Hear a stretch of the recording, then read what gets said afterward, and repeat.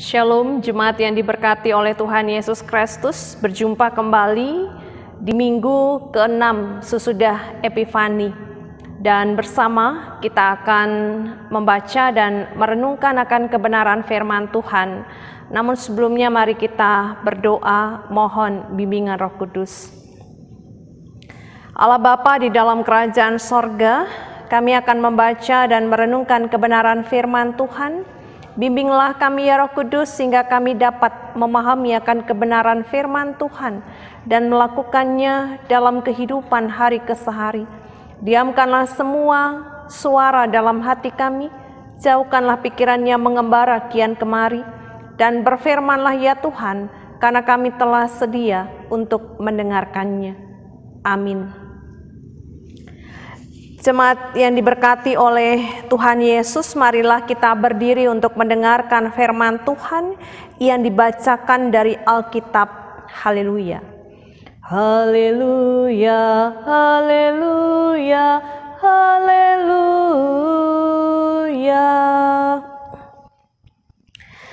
Bacaan Alkitab hari ini terambil dari 1 Yohanes pasal 2 pada ayatnya yang ke-7 dan pada ayatnya yang ke-17 yang menyatakan, saudara-saudara yang kekasih, bukan perintah baru yang kutuliskan kepada kamu, melainkan perintah lama yang telah ada padamu dari mulanya.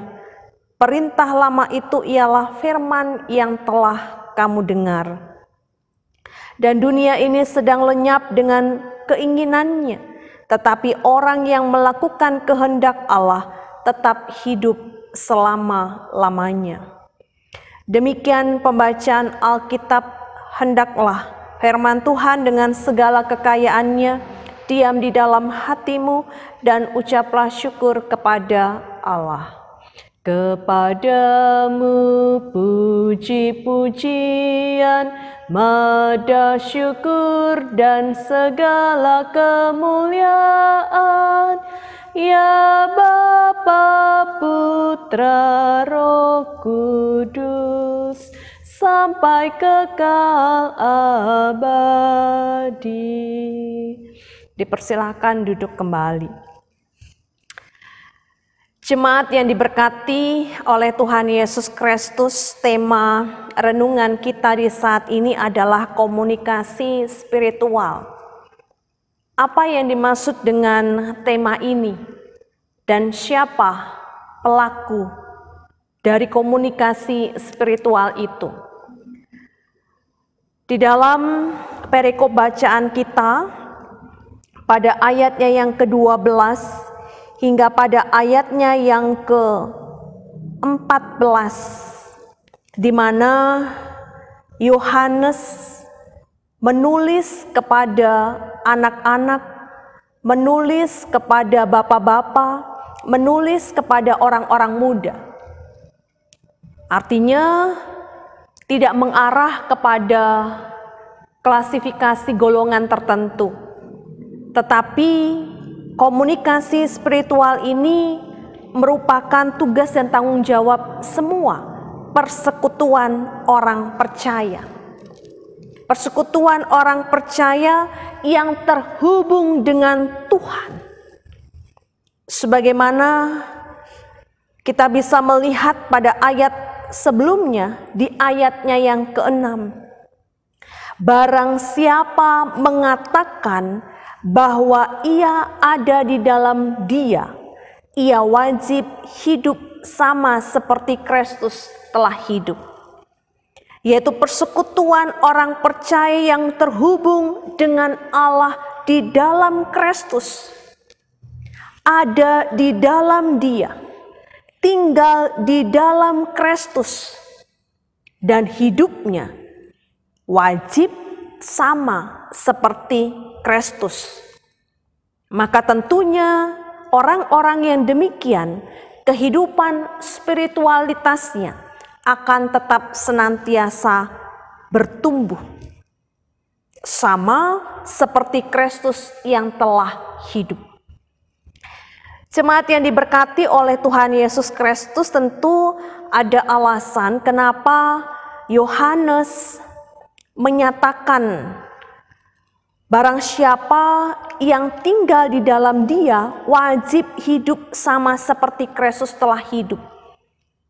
Kita bisa melihat di dalam ayat 18 sampai selanjutnya bahwa didapati kelompok yang menyangkal bahwa Yesus adalah Kristus atau kelompok anti-Kristus, sehingga Yohanes perlu menegaskan kembali kehidupan orang percaya untuk tetap senantiasa terhubung hanya kepada Yesus Kristus.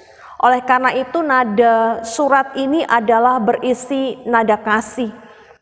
Maka dia menyapa dengan kata saudara-saudara yang kekasih. Kita bisa dapati juga di dalam pasalnya yang ketiga, pada ayatnya yang kedua, pun di dalam pasal yang ketiga ayat 21, dan ada banyak ayat lainnya di kitab ini, di dalam 1 Yohanes yang merujuk dengan kata saudara-saudara yang kekasih. Jemaat yang diberkati oleh Tuhan Yesus Kristus, sehingga kehidupan orang-orang yang terhubung di dalam Tuhan dan mereka yang tidak terhubung di dalam Tuhan akan nyata. Bahkan Yohanes juga menyatakan bahwa hal itu bukanlah perintah yang baru yang dituliskan olehnya, tetapi perintah lama, perintah yang sudah ada sejak dari semulanya. Kita bisa bandingkan di dalam Imamat atau sebelumnya di dalam Injil Yohanes. Ya, Yohanes pasal yang ke-13 ayat ke-34. Ya. Wajib hidup sama seperti Kristus yang seperti apa? Injil Yohanes pasal 13 ayat 34 mengatakan bahwa Yesus memberikan perintah baru kepada murid-muridnya, kepada kamu, supaya kamu saling mengasihi. Sama seperti Dia telah mengasihi kamu, demikian pula kamu harus saling mengasihi. Dan kita bandingkan di dalam Imamat pasal 19 ayat yang ke-18. Janganlah engkau menuntut balas dan janganlah menaruh dendam terhadap orang-orang sebangsamu, melainkan kasihilah sesamamu manusia seperti dirimu sendiri. Akulah Tuhan. Inilah yang dikatakan bukan perintah baru, tetapi perintah lama, perintah yang sudah ada sejak semula. Ialah firman yang telah kamu dengar. Dan selanjutnya dikatakan bahwa firman tersebut telah ternyata benar, ada di dalam Kristus dan ada di dalam kehidupan setiap orang percaya yang terhubung dengan Dia. Jemaat yang diberkati oleh Tuhan Yesus Kristus, kita mengetahui bersama bagaimana pribadi Yesus.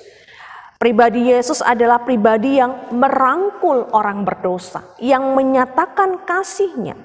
Oleh karena itu, mereka yang tidak terhubung atau tinggal di dalam Kristus, maka mereka akan ada di dalam kegelapan.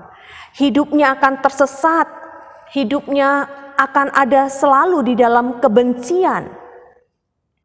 Mereka akan senantiasa memuaskan hidupnya dengan segala keinginan daging, keinginan mata, keangkuhan hidup. Mereka sangat mencintai dunia. Dalam hal ini ada di dalam kelompok orang-orang yang bertentangan atau menyangkal Kristus.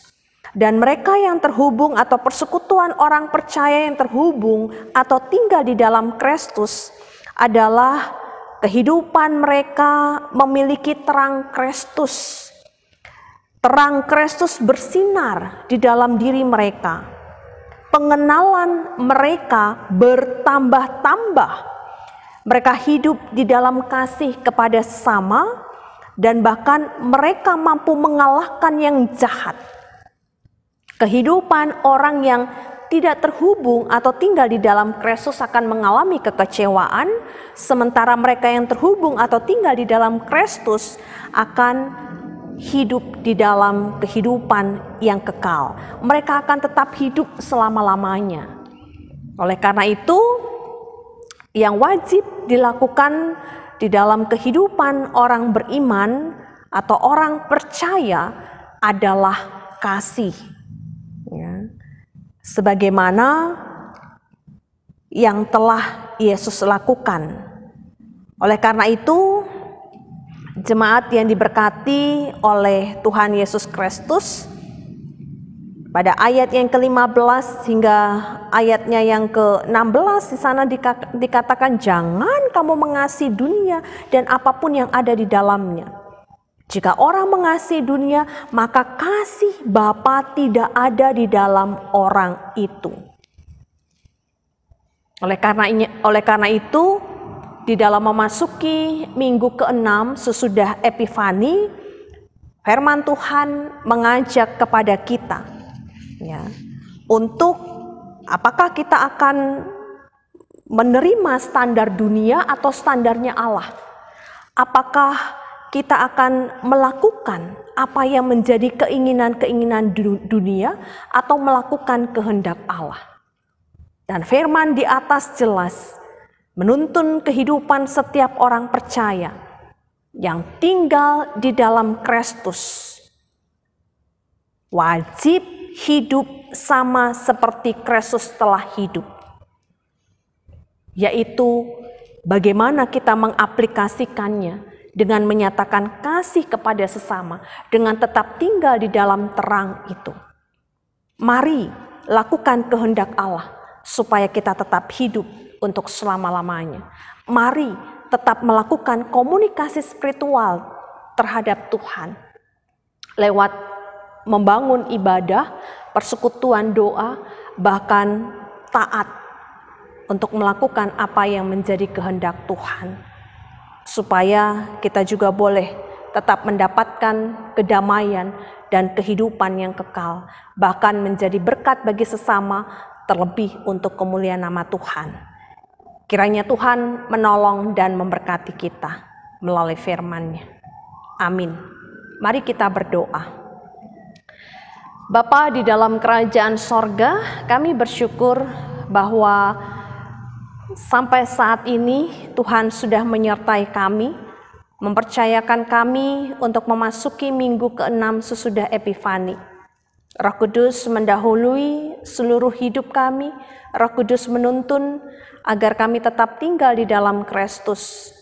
Karya pengampunan Kristus, keselamatan Kristus membuat kami berbeda dengan cara-cara dunia. Untuk kami tetap menyatakan terang Kristus dan memberlakukan kasih Kristus itu dimanapun Tuhan menghadirkan kami. Terima kasih Bapa untuk kebenaran firman Tuhan.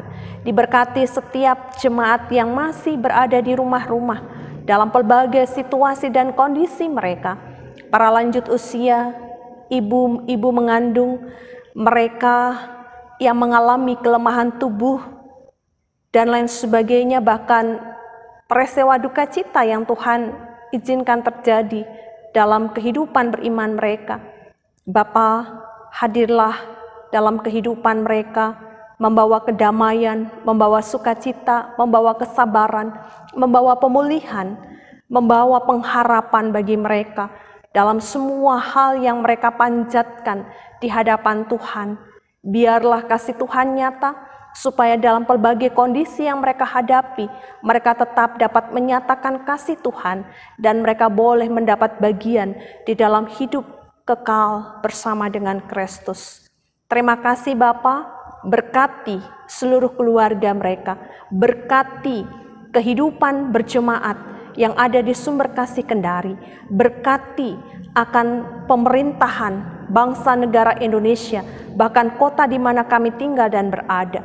Berkati semua tim medis, tenaga kesehatan, bahkan kami semua sebagai gereja, untuk boleh dapat dimampukan memutus mata rantai penyebaran virus corona. Dan biarlah pelaksanaan vaksinasi kepada mereka yang memenuhi akan syarat-syarat yang diberlakukan oleh pemerintah, Tuhan berkati, sehingga ini mendatangkan kebaikan, kesehatan, dan keberlangsungan hidup kami kelak. Terima kasih Bapa, ini doa kami, ini pengharapan kami. Berkenanlah Tuhan atasnya. Ampunkan semua salah dan dosa kami. Dalam Kristus Yesus Tuhan, dengarkanlah doa kami. Peliharalah kami dalam kasih Kristus Tuhan dan Juru Selamat kami yang hidup, yang mengajar kami berdoa. Bapa kami di sorga, dikuduskanlah namamu, datanglah kerajaanmu, jadilah kehendakmu di bumi seperti di sorga. Berikanlah kami pada hari ini makanan kami yang secukupnya, dan ampunilah kami akan kesalahan kami, seperti kami juga mengampuni orang yang bersalah kepada kami. Dan jangan membawa kami ke dalam pencobaan, tetapi lepaskanlah kami daripada yang jahat. Karena Engkaulah yang empunya kerajaan dan kuasa dan kemuliaan sampai selama-lamanya. Amin.